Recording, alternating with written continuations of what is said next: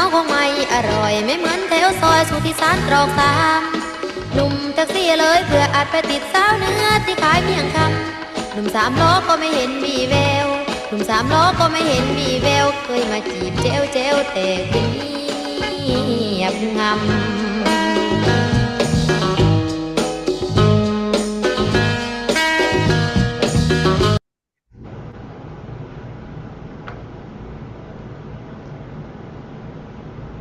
Good afternoon, everyone who is in Hawaii. Good evening for our colleagues on the mainland US, and good morning for people in Southeast Asia. It's my pleasure to welcome you to this Loose Southeast Asia Transitions webinar here in December 2025.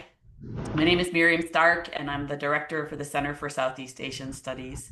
And today I'm happy to pass the torch to Dr. Micah Fisher, who will be the moderator for today's session. He is an assistant professor at the Matsunaga Institute for Peace at the University of Hawaii at Mānoa.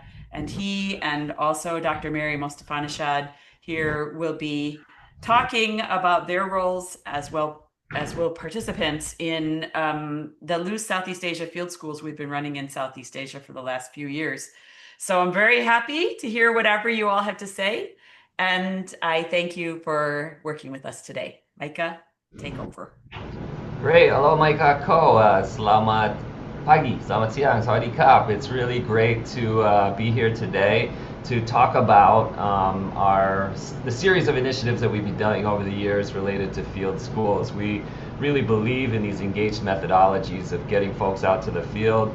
And I'm just really excited to have a group of people from all over who have participated in the field schools, who have helped in the design of them, who have also been part of reshaping how we think about them going forward. And we are continuing to build on our field school initiatives as we will be going back to the field next summer. And we really appreciate the Center for Southeast Asian Studies and the LuceSEA series this fall of 2025 for allowing us to think through these dimensions of political ecology related to field schools.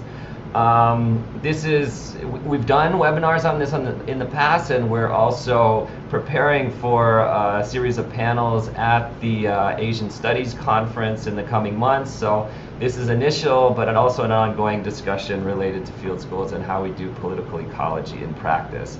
I'm going to briefly introduce our speakers and panelists and just community of really engaged scholars on this issue.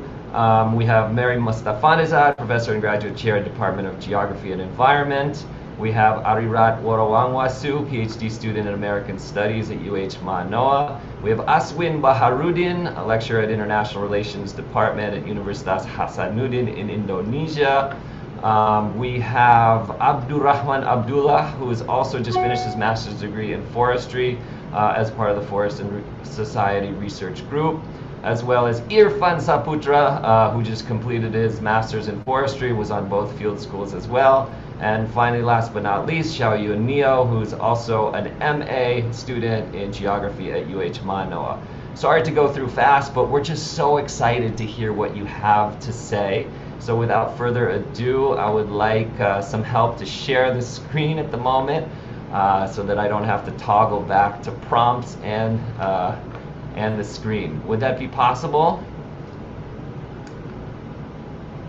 Okay, let's get started. I'm going to just throw out a major question of round one. The questions used to be on here, but I'm going to read it out loud. What is the biggest, most surprising lesson you learned about communities and the environment that you could never have learned in a textbook? And I really think this speaks to what we try to set up with the field schools, to get people into the field, to see what theory looks like in practice, and to study place. So who would like to go first? Or would you prefer that I just called on people? I can go first, Micah. Thank you. Thanks, Aswin. Please go ahead. Okay. So, during the field school, I found that every interview, every interaction was unique. So because it's a human interaction and everyone have a specific knowledge, specific experience that shape our interaction. On the other hand, every interaction have a context. For example, during our initial interview uh, with field leaders, with our research collaboration, they share something about the most important crop for them. At the time, we note that and become our stance to continue to the other field activity. But during the one-on-one interview, so the previous one is a group interview, uh, but during the one-on-one interview, they give a different answer. So I think that context is really important, and I found during the field work, he said that she said that when in the group interview, they just want to give a different answer from the others. But during the one-on interview, it's the most important crop for them. So uh, as a newbie researcher, also I learned a lot that we need to always check and recheck and uh, understand the context when and where we interview them. I think as this is uh, from me, Dr. Micah. That's great, and I really love this picture of the group interview. It really brings to life exactly what you're talking about. Can we go to another insight reflection on this first prompt about learning beyond textbooks or complementary to textbooks? Sure, I can go. Wait. Thanks. Yeah, so the wording of this question asking about a lesson that cannot be learned in a textbook brings me back to what our research collaborators at Ban Hoi Kang in Chiang Mai, northern Thailand, shared repeatedly, which is that Debotu knowledge is not taught in books or in schools. And Debotu is the Bakanyo practice where a newborn's umbilical cord is placed in a bamboo container and hung from a tree. And it's a secret act that establishes a lifelong connection between each Bakanyo and the forest. And I've shown a picture of the Debotu practice, two pictures of the Debotu practice here. And this knowledge isn't transmitted through formal education, but through oral traditions and body practice. So as our researcher collaborators emphasize, their learning comes not from schools or from books, from for watching, listening, and taking care of the forest together. And something that was brought up a lot was that the ceremony was done near homes originally, but as the community had switched from home births and going to state hospitals to gain Thai citizenship, the practice began to fade. And the villagers brought back the practice in 2007 when they designated a specific area of the forest as the spiritual forest, as I've shown here, with our guide view who took us to the spiritual forest on the first day. And during a research debrief with some of my fellow students, there was a well-meaning question about the authenticity of the practice since it had changed. And I respectfully disagree because it's not our place as outsiders to determine what authenticity is for the community. And while Indigenous communities are depicted in really derogatory ways by the Thai state, the other side of that is romanticization, which can be a trap that frames Indigenous peoples as existing only in the past. And in fact, our research collaborators emphasized how much the designation of the spiritual forest really fostered community and collective care, mutual support, and ecological responsibilities in ways that could have been done before. Thanks so much for that insight. I mean, you even give answers from the community to answer that question. So just really great ethnographic detail as well. And I remember sitting in this forest, and it was just so magical the way like the flowers were actually, it felt like snow in this place. And to talk about a sacred forest and these aspects without being there just doesn't really do it the sort of what it's like in real life. I'm going to move to Xiao Yun next. Xiao Yun, do you want to comment on this first prompt?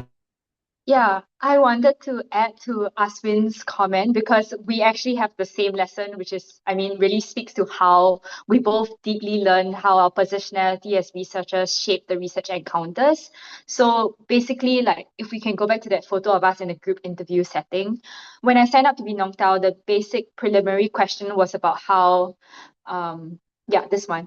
The prelim question was how coffee was helping some indigenous communities in the hills stay in the hills because they want to, right? So to continue their livelihoods. But in our very first focus group, one of the ladies sitting next to Aswin, she said that bananas was her most important crop because foreign tourism was creating a demand for bananas to be fed to elephants in elephant sanctuaries nearby. And I am actually studying elephant ecotourism. So when I heard that, it was kind of like, is this what they mean when they say ask and the universe provides, right? So it's like, I guess it was confirming a bias that I had. And within my group, her comment actually reshaped the direction of our project. And on our second visit, when we follow up to understand more, she explained, as what Aswin said, that she thought that we researchers wanted a different answers. So she was trying to be a helpful informant. And in so doing, she rerouted our research down a different path. And so this moment made like the methodology readings come to life because we could see literally how data is co-produced and how people in the field, they respond to the expectations that they perceive we have and how their answers are really just shaped by our very presence. And this is not a bad thing. It's just really humbling, and it reminds us of the importance of, like what Asmin said, checking and triangulation. And so it's always just being alert to our positionality and how it shapes the knowledge that we think we are getting. Excellent, thanks so much. And I know that you have reflections on Indonesia to share as well, but we're going to go to Amang, Abdurrahman Abdullah, to share next.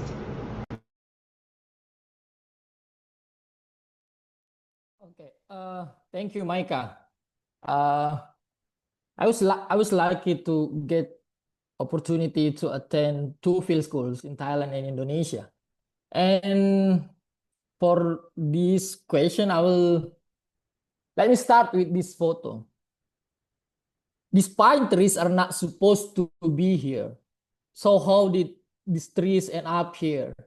The story goes back to the 1970s when the government started a big reforestation program to expand state forest land. The government said pine trees were needed to stop flooding and erosion. So they hired villagers to plant the pine seedlings. But not all of those pine seedlings reached the planting sites. Some villagers dumped them on purpose along the way. They call it kalasi, working half-heartedly doing the minimum because the job was heavy and didn't feel meaningful. It reminded me of Scott's idea of everyday resistance. But here the twist.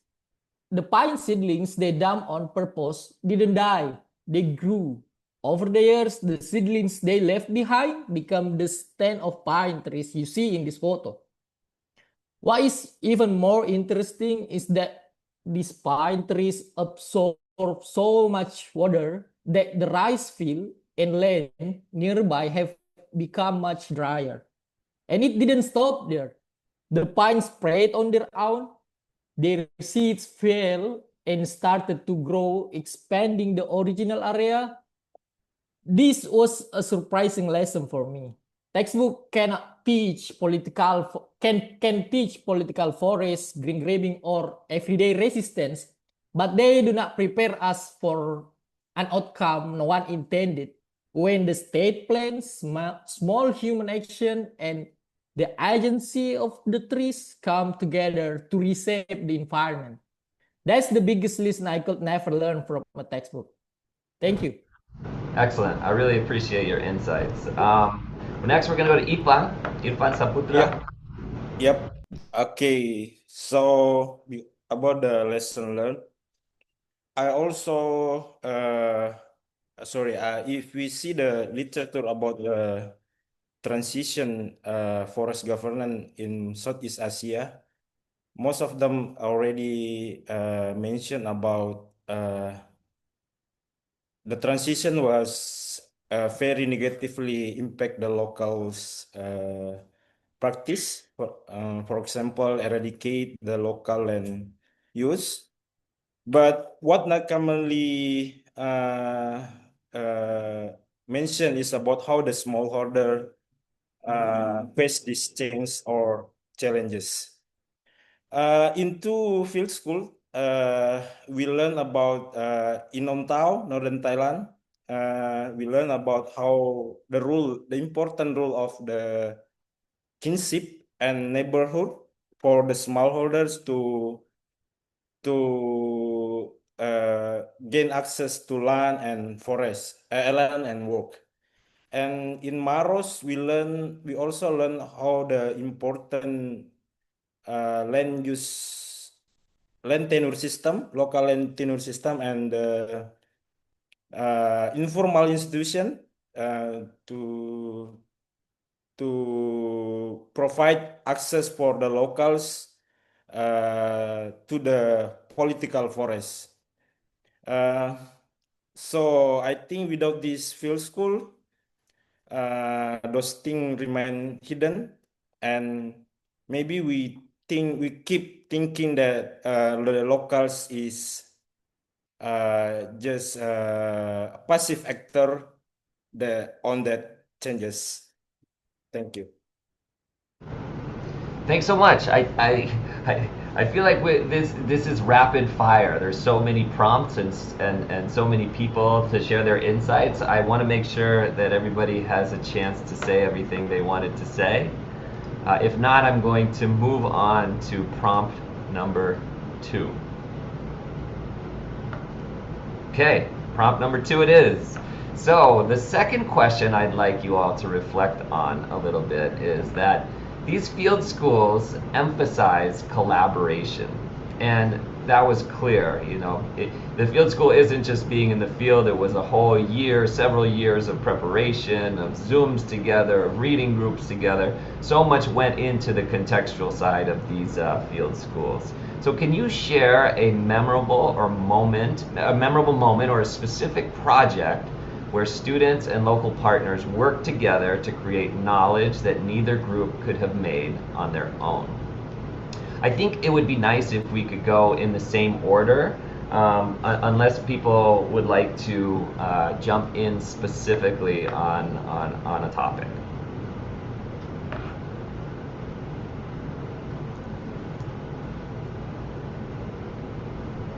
Aswin, can I call on you to speak on the collaboration? Yeah. Thank you. So during in Nong Tao and Maros, we collaborate with many people with different background, different positionality, and also different research interests. But when it comes into the project, the knowledge that we want to gain and also produce together, the most important part, I think, the society, the villagers who contribute more. During Nong Sao, I always like to discuss with people with different ages.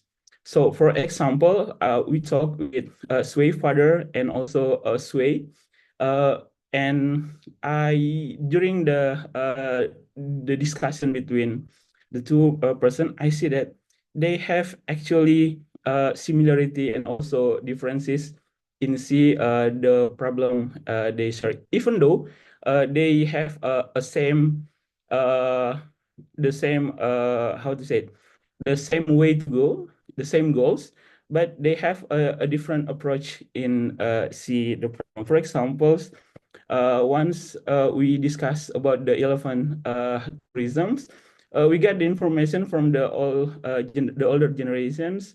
So fathers, they say that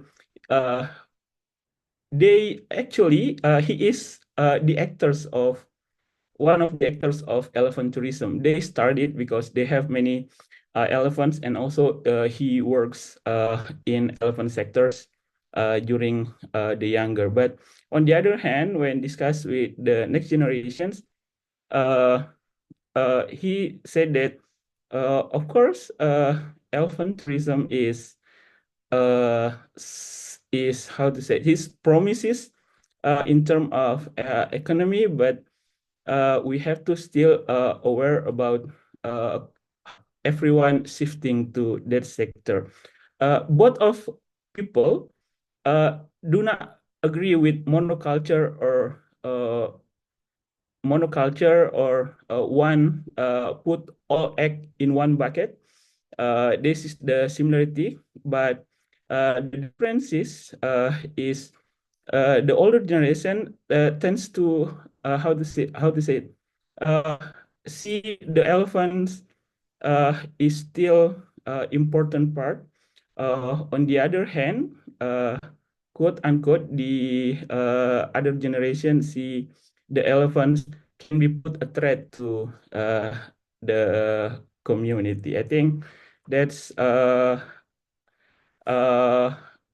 to say collaboration works. So we can see from multi-perspective. In terms of our group, we have from different countries, different research interests. And during the interview, we always put questions and see many issue arise, not only the main issue. I think that's from me. Excellent. Thanks so much for sharing. Ree, would you like to share next? Sure. I'll go.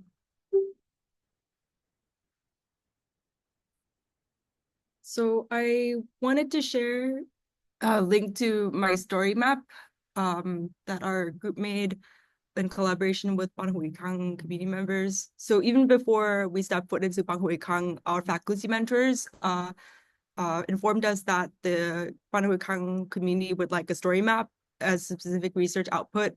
So as someone who isn't trained in GIS and has limited experience with using story map, I was careful not to overpromise because I think that's an ethical issue that comes up in doing research as well. So I just asked I just shared what my skills are and asked community members what they wanted out of what I can do. And thankfully they didn't want a more technical map out of me. They just wanted me to tell stories, which is what I do. So we worked on the story map together on the Batu tradition and its revitalization. And shortly after publishing the moving images curator at a gallery, Bangkok Style story map, and asked me to give a short talk there, which I did a few weeks after the field school. My co-researcher Yu Ting was living in Bangkok during the time. And this was in line with something that one of our research collaborators brought up, which is that a lot of other indigenous communities, not just Pakanyo, have similar umbilical cord traditions as well. And they even asked me as a Mon person what I did with my umbilical cord in my culture, and I didn't know because I grew up in Bangkok and had been forcibly assimilated. And when I got home, I asked my grandmother what she did with her umbilical cord, and it turned out we have really similar traditions I did not grow up knowing about. And this became an entry point to connect with other indigenous peoples. And I'll talk about the importance of revitalization of these umbilical cord cultures. And that's not something that either of us could have achieved on our own.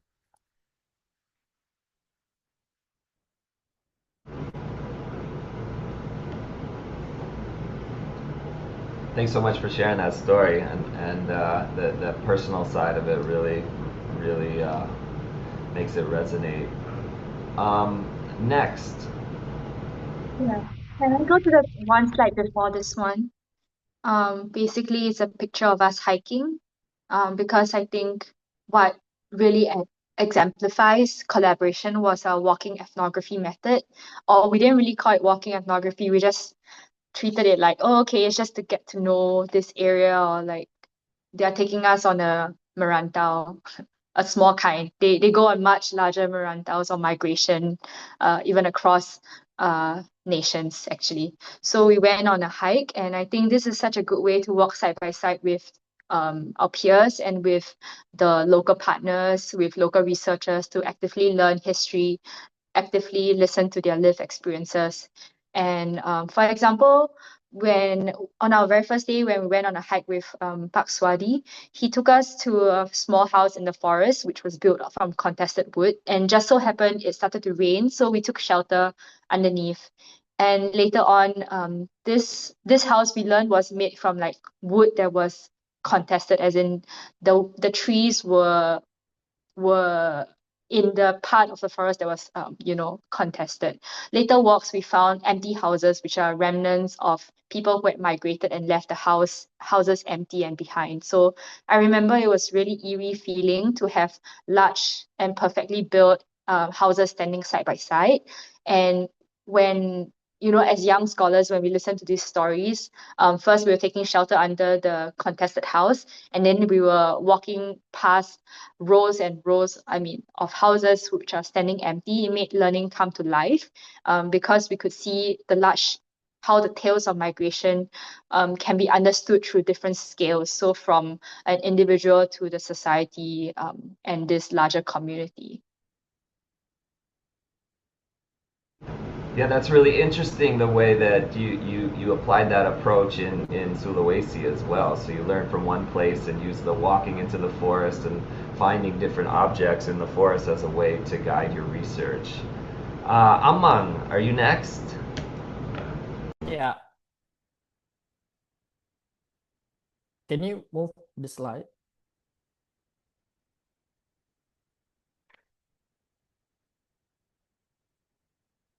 Okay. One memorable moment of collaboration occurred when we work with villagers to discuss boundaries of their land in the context of social forestry. The villager had a deep understanding of natural boundaries passed down through generation. We, on the other hand, had official government maps which showed different boundaries.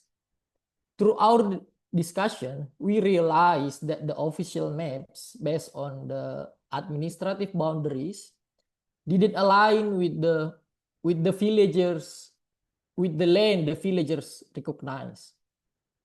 While we didn't create a new map, but we identify the difference between the social forestry maps and the boundaries recognized by the community.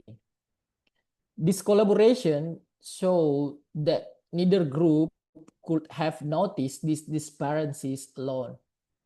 Combining the villagers' local knowledge with our official social forestry maps reveal gaps that neither side had fully recognized before.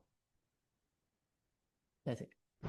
Yeah, that's a really great story, and I remember being at this location taking this photo with you, and I remember it became kind of the basis of us walking through the forest and theorizing what keeps a forest, and it became the basis of thinking about a potential paper between spirits and security forces or something like that.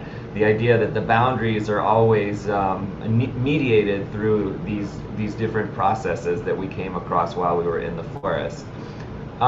Let's go next to Ipang.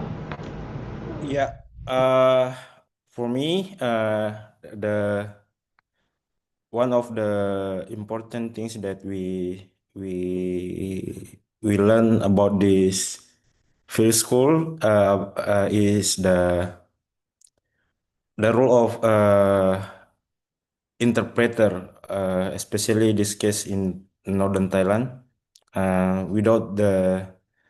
Without help from the interpreter to to give us to make us meet with the locals. I think we cannot understand we cannot learn about the context of the village. So it's really for me it's really helpful to have a local interpreter um in this field school. I think that is for me. Great, thanks. I want to also give the opportunity to Mary to share a little bit as well. Hi, everyone. I just wanted to reflect on the fact that it's been almost exactly 1 year since I think many of us first met, at least for the Chiang Mai Field School. So I was just reflecting on the idea of collaboration here. And I think for me, what is perhaps most exciting about these kinds of experiences is the fact that it's 1 year later and we're still all talking with each other. I think that's an amazing thing. It's really about these connections. And I know many of you have published papers together. And, you know, in many cases, this is perhaps a lifelong friendship and collaborative relationship that will continue. So I just wanted to maybe speak to that. I also wanted to say that this collaboration exists. Obviously, we're not all here. I know for the Chiang Mai Field School, we had around 22 participants, which was quite a lot. I think we represented 9 different countries, which was an amazing thing. And in addition to that, we had many scholars from Chiang Mai University or people who are frequently at Chiang Mai University who gave us a series of talks that I think created a space for us to have a conversation around a shared set of literature, but also to learn from experts of the region that were there, that shared their knowledge with us that we all, I think, brought to the field in different kinds of ways. And so I think the collaboration obviously extends well beyond kind of, you know, it started in the classroom for the Chiang Mai project and then extended into the field. We had a collaborative field trip where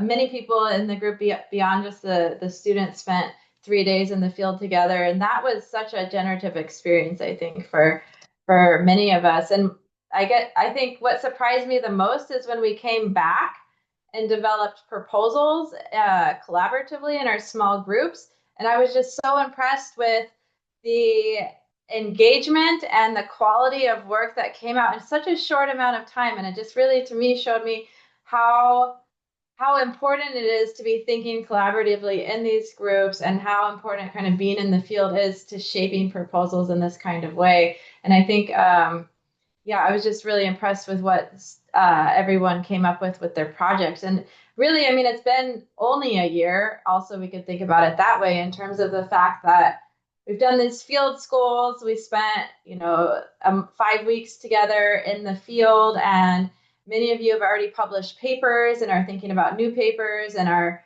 working on panels for the Association of Asian Studies conferences. So I think these kinds of collaborations are just really exciting, and I feel like this was just a very generative experience in that kind of way. Great, thanks so much for sharing that. I think that really transitions well into the next round that we have.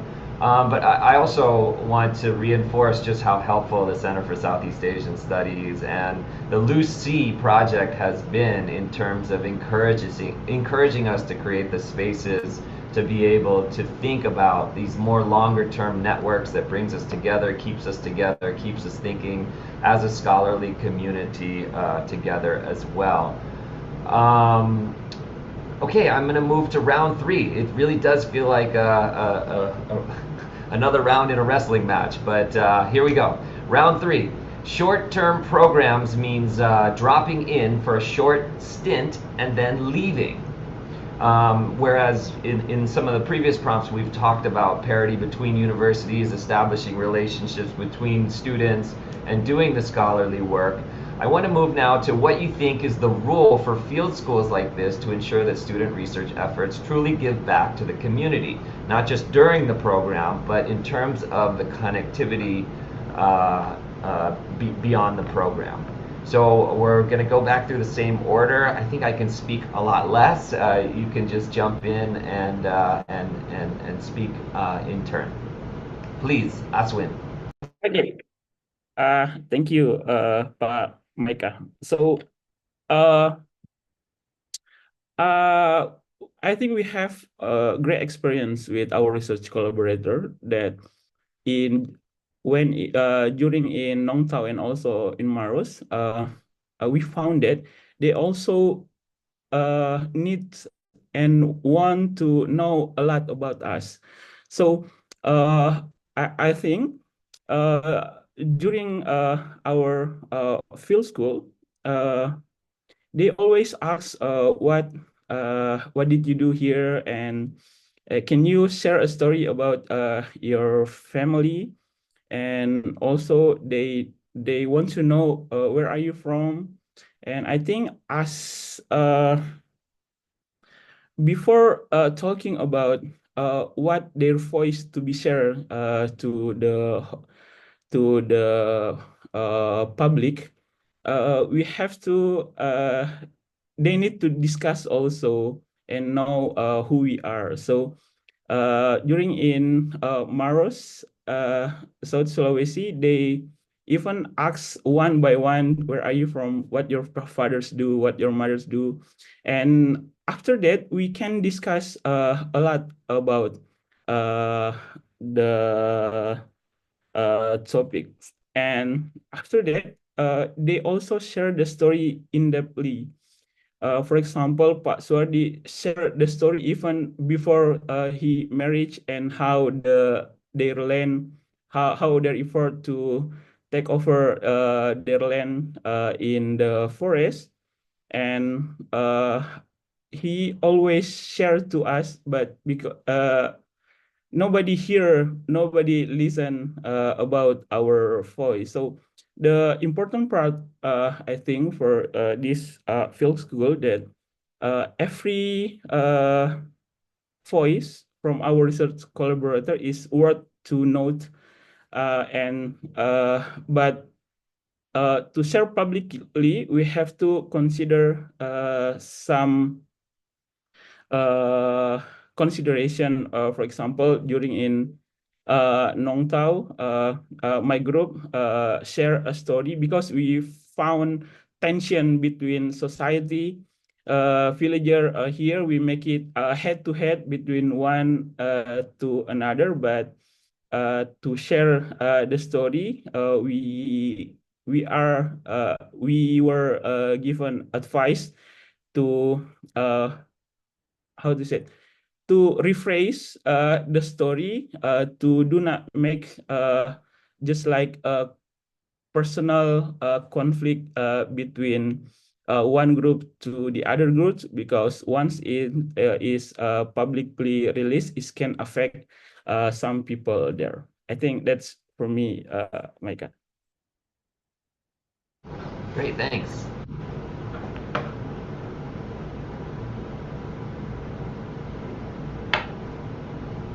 So I actually saw two of our research collaborators again in late August. Noeri, the former village head, and Nari, another woman community leader in Mānoa Kang, came to Bangkok, where I'm based, for a Rotate festival. So they were talking about rotational farming and sharing with a largely non-Indigenous. Oh, did someone raise their, to largely non-Indigenous audience, and they asked me to sit with them and help them clean the plums that they were selling. And it reminded me of being back in Banhui Kang again, and that was really lovely for us to continue sharing our stories together and building relationships beyond the field school. And to go back to Bakanyo epistemology and answering this question, I think about how in the practice that Tepotu, the umbilical cord is not severed, it's relocated, right? So the depoto is planted in the forest where the depoto goes in relationship with the land, the spirits, and the ancestors.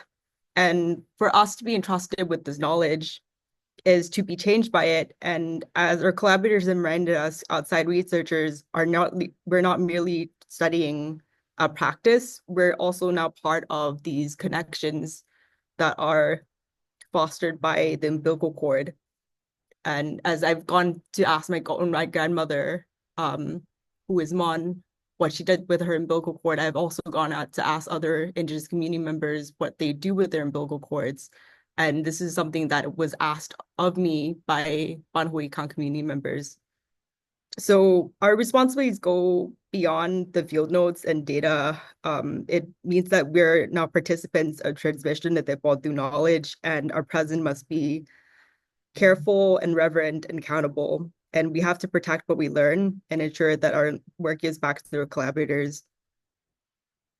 And I'm reminded of decolonizing methodologies, which I always bring up, by Linda Tui-Smith, in how she talks about how research is not innocent. It's always entangled in histories of colonialism, power, and erasure.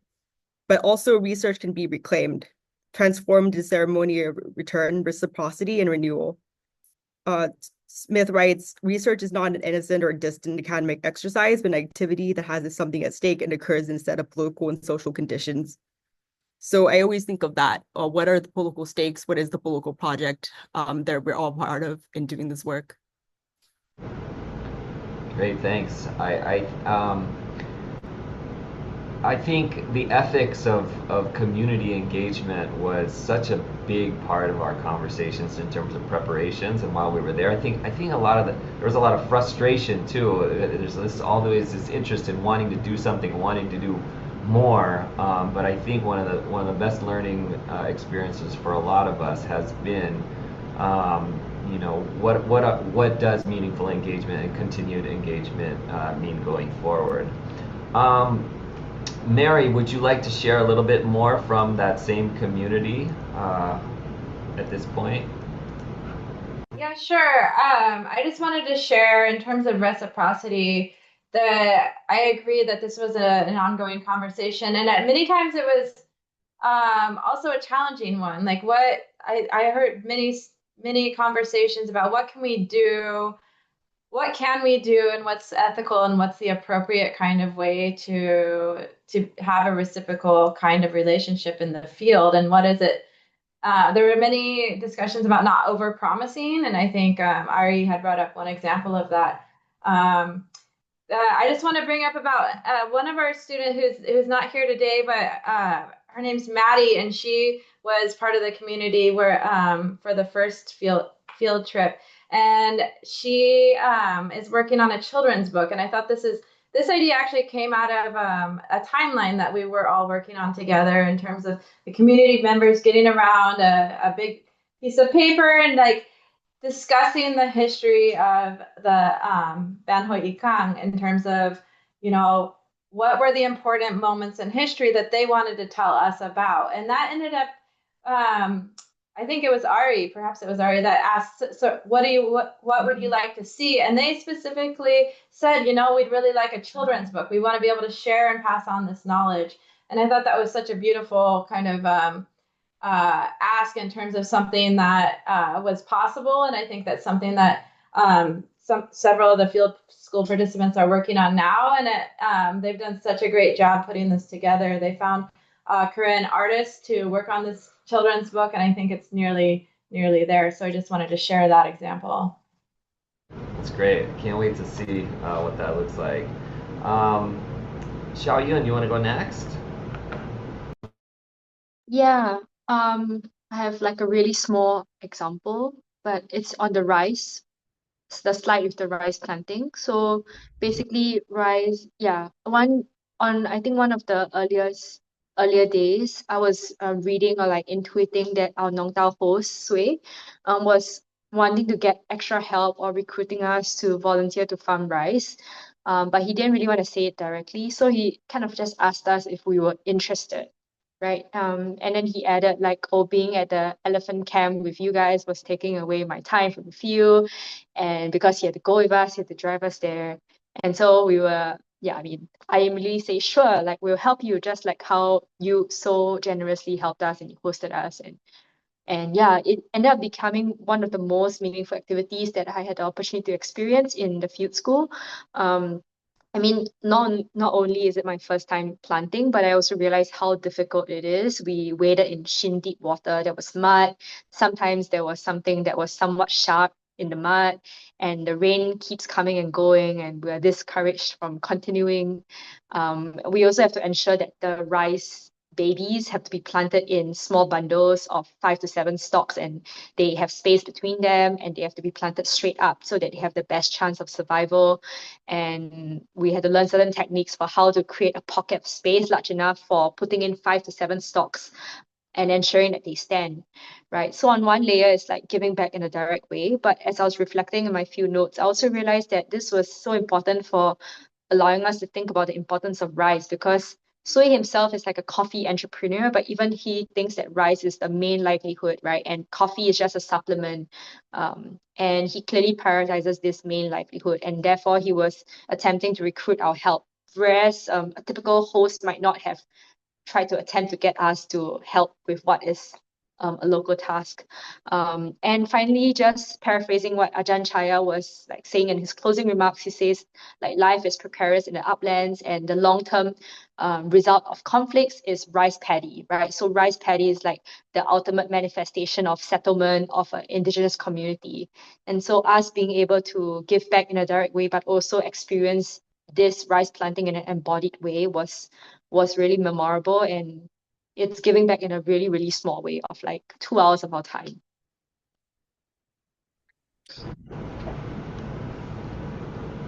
Great reflection. It's such an important one, and what I really appreciated from all the sites of the field school was just how much all of the participants wanted to be helpful in the field and go to the field, help with harvest, help with planting.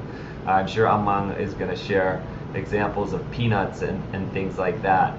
And I think what was a really profound reflection across the different sites was how different rice planting, for example, is from place to place, whether it's gendered labor. Some places it's only women who did the harvest. Other places women can't do the harvest. And from valley to valley, these practices in place are so unique from one to the next. Amang, do you want to share your thoughts? Yeah. Yeah, for me, in terms of reciprocity in a short program, I think we need to begin with honesty, because students cannot fix the problems in 2 weeks, and communities know that. So the first rule is making sure our presence doesn't intrude their daily life. We try to feed into their way of living. When we help them in the farm, work the land with them, and share their daily work, I felt like we exchange our labor with their stories. In our field school location, some villagers used to call us forestry students as a spies, because their land had become the Universitas Hasanuddin Education Forest. Because of that story, people didn't fully trust students at first. But working together, walking all boundaries, listening to their stories, changed that relationship. And for them, having students understand and carry that story forward was already meaningful. So reciprocity also continues after the field school, when students take these lessons into their future work in research space or policy conversation where the community cannot speak for themselves. It can also mean returning to the site not as a student, but as a friend, even as family, without research agenda, simply to maintain the relationship. That's how I understand reciprocity in the short field school. Thank you, Mike. Great, thanks. Thanks. I really appreciate the nuance about being in the field. I appreciate you sharing that. Ipan? Yeah, for me, I agree with Ari and also the others about the role of field school to build a relationship with the locals. Uh, it's also work with me who have done a research in one site in location in Maros. That after the field school, until right now, actually, I keep communicate with the locals, with the youth, and also just a few days ago, I have a call with them to ask something about the local terms, and also keep chatting with the youth over there, because sometimes he also asks me about the something with outside the research project. So I think that is the role of field school. Because of that, it, perhaps in the future there still be opportunities of collaboration with them. That is for me, from me, Mika. Great, thanks so much. We're going to move on to another round, and I think this is probably my favorite round just because it engages some of the stories of moments that really stood out to you all. So in this next question, I'd like you to reflect on this. Fieldwork is difficult. It raises many dilemmas and friction points. What is one ethical challenge that you encountered, and how did you encourage students and other peers in the field to develop a reflective practice about your own roles and privilege? Let's start again from the beginning. Aswin, can you start us off? Okay. Thank you, Pak Micah. I think we discussed a lot about ethical dilemma during the previous round. I myself when the first session, the classroom session, we discussed a lot about decolonizing methods. I think that's a great stance for the student, for us who start before starting the field school, and during the fieldwork activities, when live in with communities. I think the facilitators always remind us about the principle of decolonizing methods, and one of that is to avoid to become extractivism researcher.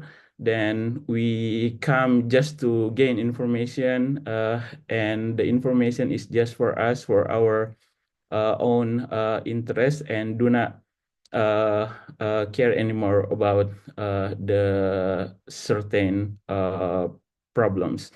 During in Maros, because the story we found is about the people who, especially the young men who have to leave their village, they leave their home and work abroad. It's really how to say it, they share their experience really, how to say it, really touch our hearts. For example,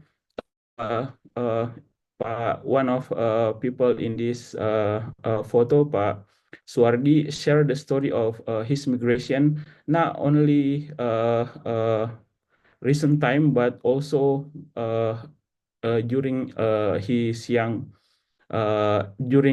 age, he moved to one field to the another villager because of because of their land is taken over by the government. The ethical concern that I found that sometimes they share many story that also, how to say it, that's also share a negative story about another villagers. But in our research, the facilitator always talk to us. Maybe their attention in society, but you have to see the context. Maybe it's their not they're not they do not mean like that. It's just a local language that they use, and they use for friend, but for their friend. And after we consolidated and discuss and ask for another, that's a kind of a local language that we said even though for their friends. So the ethical message that I want to put that never judge, and we have to search for the clear information before continue to assuming something in the field. I think that's for me, Micah. Great, thanks. Ari, you want to share?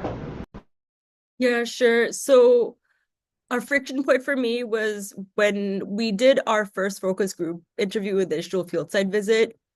Some of the elder Pacanyol women in the village who had been excited to join us we were not able to communicate with each other because there was no Pacanyol language interpreter. And I don't think of this as just a logistical issue, it's an ethical issue as well.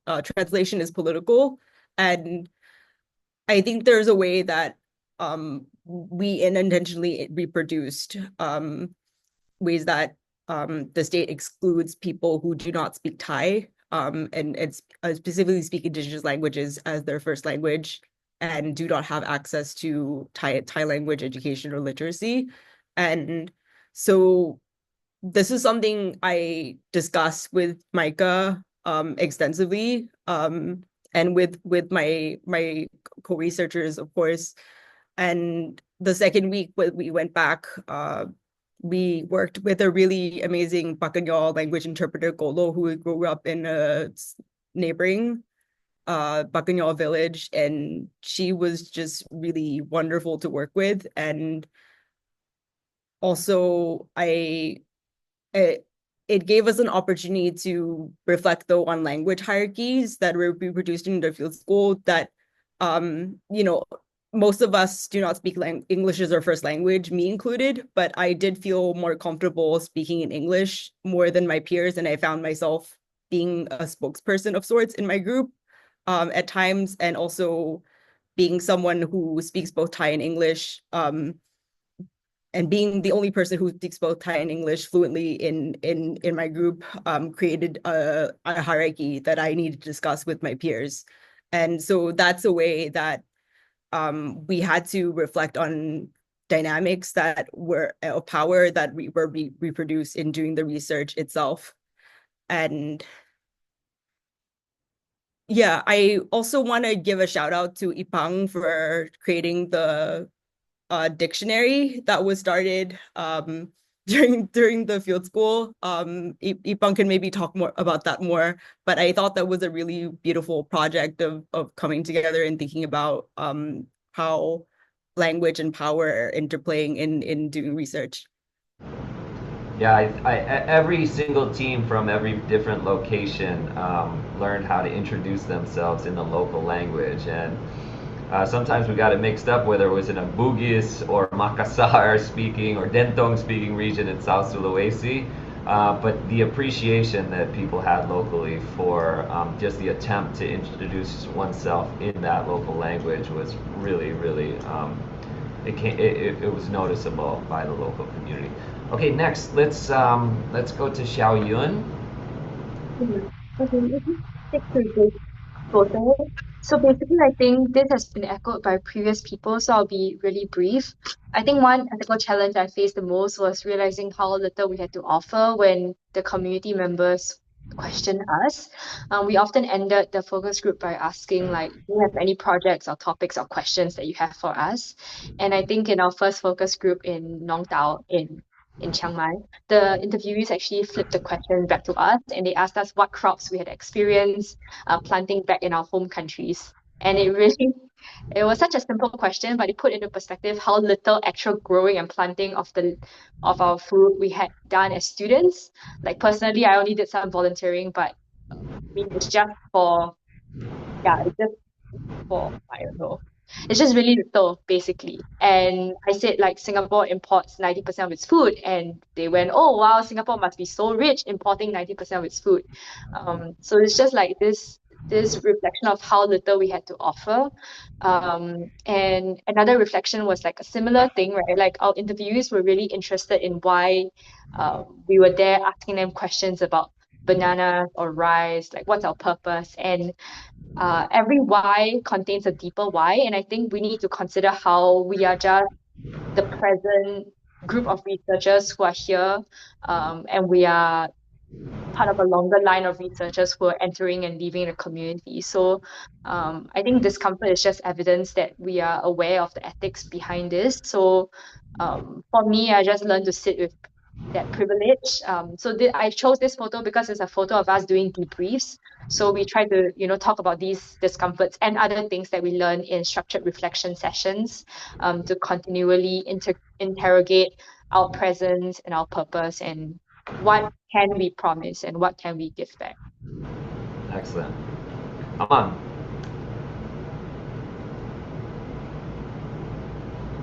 Yeah, actually, these activities has been explained by Xiaoyun earlier, but I just see it from a different way. So when we join a family to help with rice planting in Thailand, the landowner welcome us warmly and invite us to join the planting. But once we were in the field, we sensed that our presence might be slowing the work. Rice planting depends on the rhythm and embodied skill, and our bodies disrupt the rhythm, even if no one said it directly. It becomes clear to us that permission from one doesn't mean comfort for everyone. The farm worker had to adjust to us, teaching us, waiting for us, and we create delay because of that. And it was a moment when we could see how easily good intention turns into extra labor for others. But something else happened too. As the workers show us how to plant, teaching us their skills, their knowledge, their techniques, even their language, we felt the relationship. For a moment, they were the expert, and we were the ones who didn't know what we are doing. That reversal matters. It gives people a different kind of confidence, and it reshapes how trust is built in the field.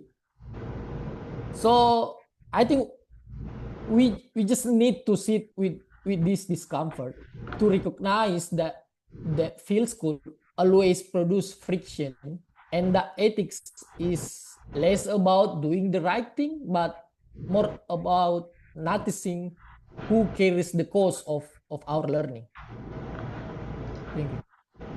Great, thank you for adding that level of nuance. I think it helps anybody listening to really be much more attentive to those things that are happening? Are we spending great time with our local hosts? Are we being helpful, or are there other things that we're not noticing as well? Ipan, do you want to share? Yeah, adding for the others about one ethical challenge in the field uh, is how we adapt to the local activity. Because we notice that we cannot intervene the locals' active work hours. Because of that, our team, especially in Maros Field School, we ended by night interview because at the time, the locals have free time for us to meet us and have chatting with us. So that is how we do it. And then about the language, that agree with Ari, local languages, learning about the local language is really, really important. Because yeah, the research also have power. Language have a power in it. So by learning their language, for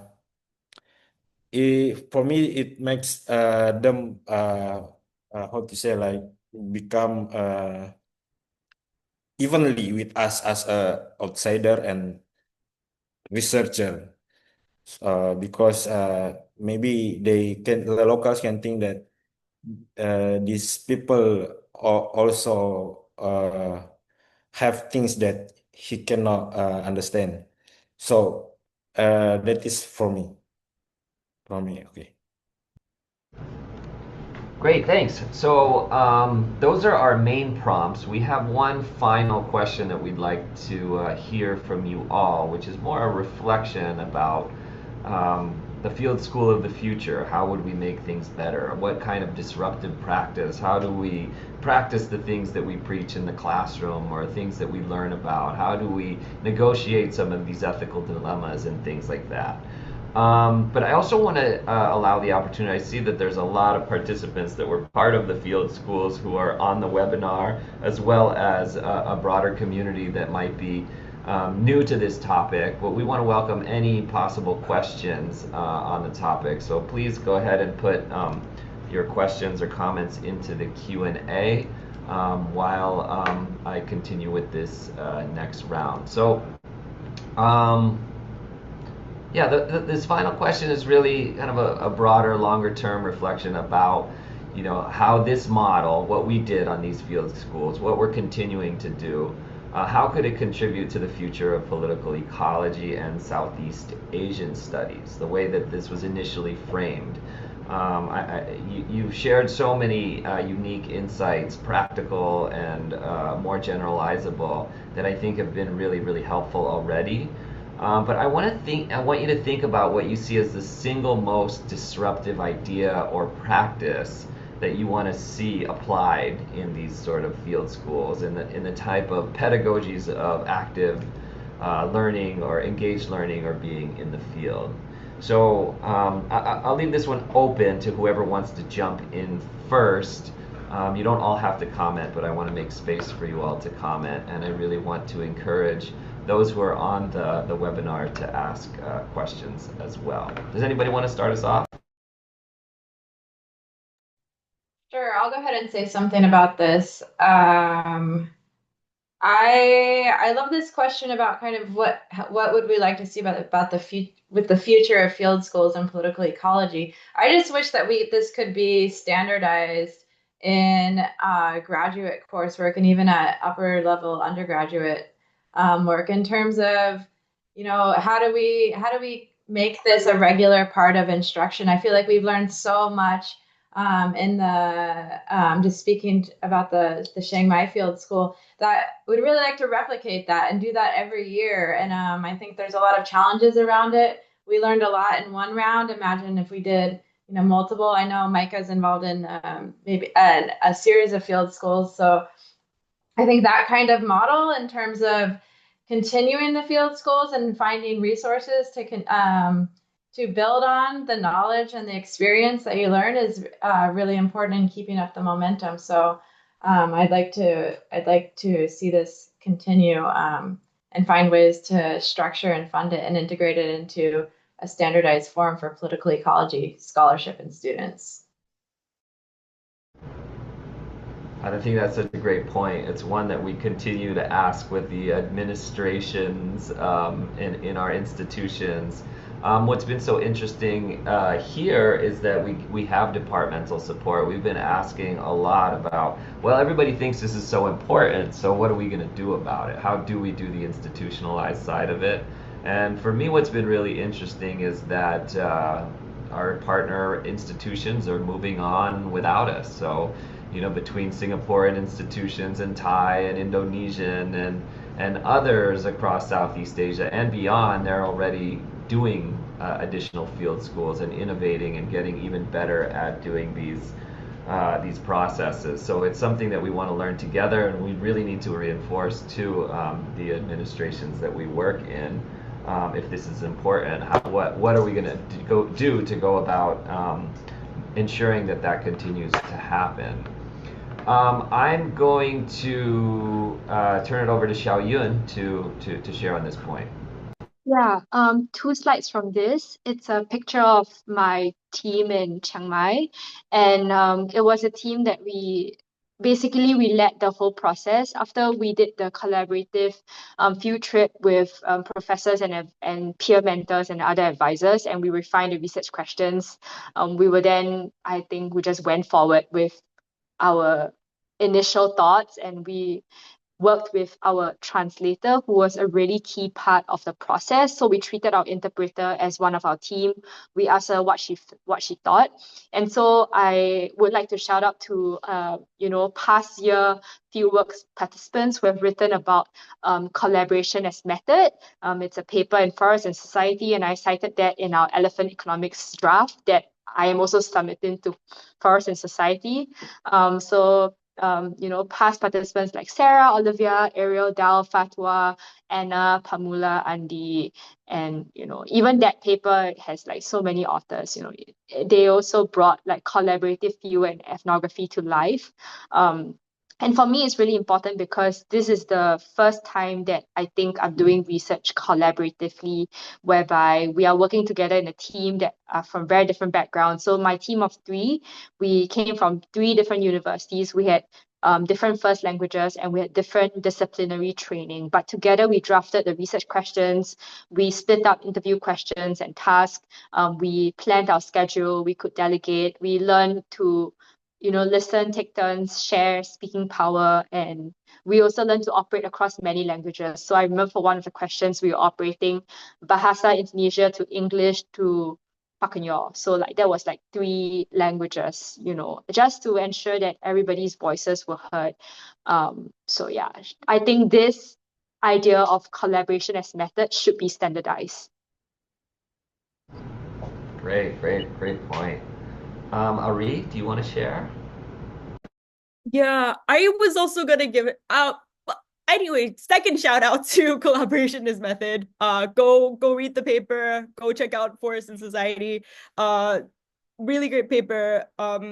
Yeah. So in the paper itself, which I'll link in the chat after I speak. Our peer mentors who were previous field school participants talk about how the dominant model of research in Southeast Asia is still structured around collaborations in which US-based scholars or Western scholars come and partner with regional institutions to primarily collect data that answers questions that are still rooted in Western disciplinary frameworks. And for me, this is a reason why I actually was very hesitant about joining a field school in the first place. I did not apply for the previous iteration of the field school. I did not look further into it. I regret doing that now because my friends Ariel and Olivia came back from the field school and told me it's amazing, Ari, you should join.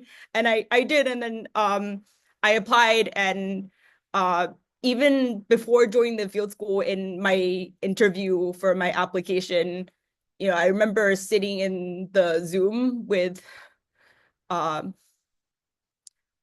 Krishna and Micah, and then they asked me what do I want to read in the field school, like what do I recommend as someone who's trained in Indigenous studies. And that's not something professors usually ask me without knowing me first. I've taken classes with people before, like they'll ask me what I recommend in future classes, but like I never met these people before, and they were asking me and what we should read together and treating me as collaborator even before we started the project. And for me, that was really telling the spirit of the field school and the cohort and the community that we're trying to build together. And I'm really grateful for the friendship, the group chats that still are going on to this day, right now, actually. And I'm really grateful too that I was able to go into the community and ask, wait, what do you want from us? What can be helpful? As Mary said, like I asked, with our skills, like what can contribute, and the picture book project came out of that. The storybook, the story map also came out of that. So collaboration is method is really key. Great. I hope that paper gets a lot of attention. I really appreciate hearing that from two of you already now. I want to offer an opportunity to Amang and Ipang to share on this point as well, and recognize that there is an additional question. So please feel free to comment, but also, since both of you were in both locations, so for students who were both in Chiang Mai Field School and the South School, what were some of the similarities between the two locations? And how do you feel that being in both of the locations helped to advance your research? So feel free to add your insights into that question as well. Okay.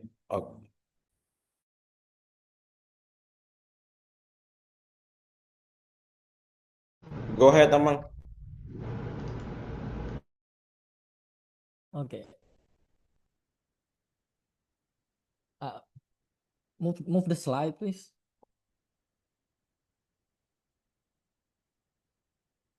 Yeah. For me, in terms of reflection, after attend two field schools, I think if I had to name one disruptive practices, it would be a participatory field school or community-led field school. But not in the romantic sense where the community speaks with one voice.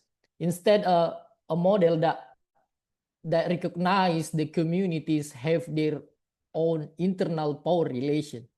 Letting the community set the agenda can open space for knowledge we will never access on our own.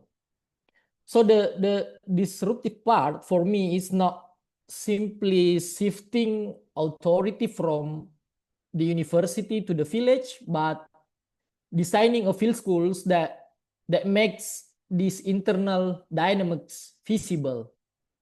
A pedagogy where students learn from the community while also noticing who gets to speak, who gets invited, and who remains outside the frame.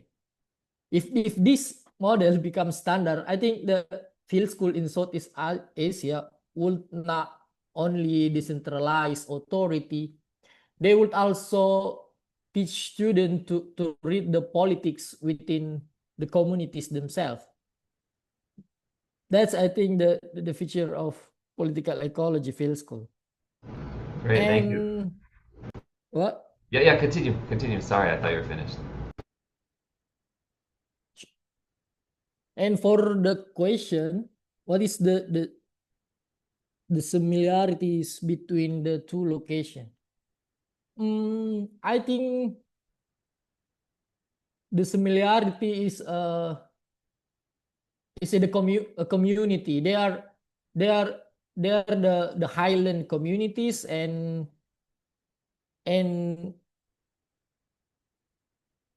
there is a sense that the what's called commodity change, like booming commodities that shape their way of life, and also shape their knowledge.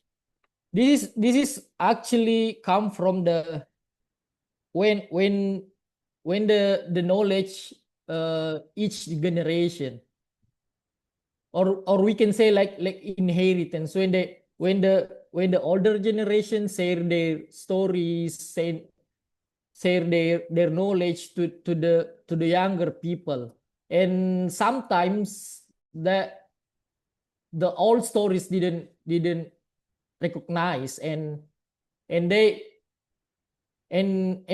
younger people, actually, if we saw in the village, that they have a lot of initiative to expand their land, to expand their crops. So I think the similarity is we should to see the communities, how they improve their livelihood, or how they choose which is the important things, like livelihood or conservation.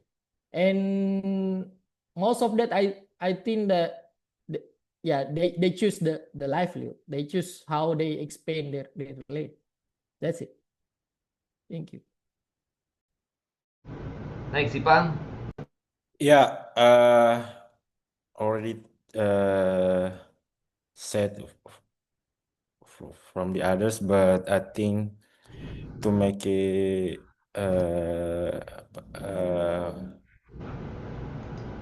I think the importance of or how the research about the political ecology in the future will is to do more participant observation and the other participant method. I think that is what we learn in the field school. So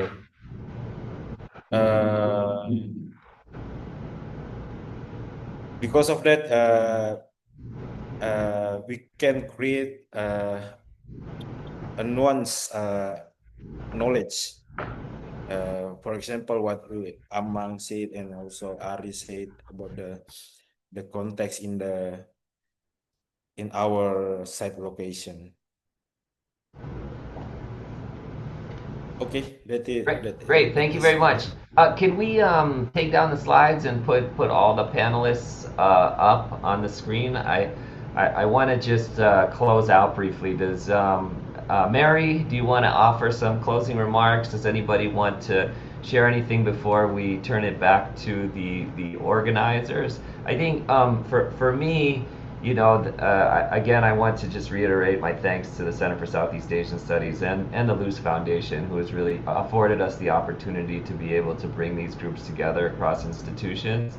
And the fact that we continue to get to do this and to be in the field and to think about research that's so important to do in place has been a really phenomenal learning experience. And I think from the reflections, the practical side of things, I just think have been so insightful in what you've all shared with us today, just about the how to do this, how to prepare, how to be in the field, what happens afterwards.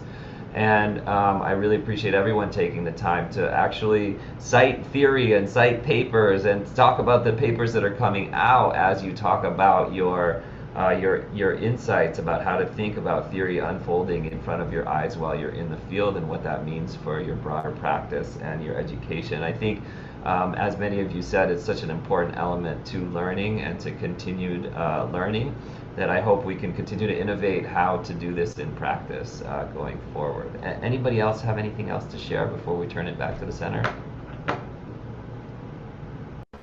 I just want to echo what Micah just said. I think this is great. It's just really a pleasure to see everyone here today, and I'm really excited about what everyone's up to in terms of continuing the conversations with future field schools, publications, panels, and just friendships, right? I hope that I hope we continue to collaborate and communicate, and I'm excited to see what's next. Excellent. We're right on time. I'll turn it over to Terry and Ima to talk about the next events and to close out the webinar. Thanks so much, everyone. Thank you, everyone. Micah for moderating, Mary and Micah both for leading the field schools for us, and Irfan, Rahman, Xiao Yun, Aswen, Ari, thank you so much for your time and being here. We know it's early morning in Southeast Asia, so those of you who are getting up early, thank you for doing that and making sure our webinar is smooth today. Please, you see on the screen the survey. If you use your QR code and take the survey, we really appreciate your comments. We do take action on what is suggested, so don't feel that it's not worth it. It is very useful for us. Also, we have a new series of webinars coming up in the spring. So there's 4, it's always the first Wednesday of each month, and we'll start in February. So if you could mark your first Wednesday calendars, we always start at 3 p.m. Hawaii time, which is again early morning in Southeast Asia, 5 and 6 hours different for the continental USA. And we hope that you'll stay in touch with us. If you're interested in possibly participating in a webinar coming up, please let us know by emailing us. Our email is down at the bottom. Our website is at the bottom. And if you go to our website and sign up for the newsletter, you'll get all of our news on a regular basis. So we appreciate your time and your input, and we really look forward to seeing you again. Thank you so much.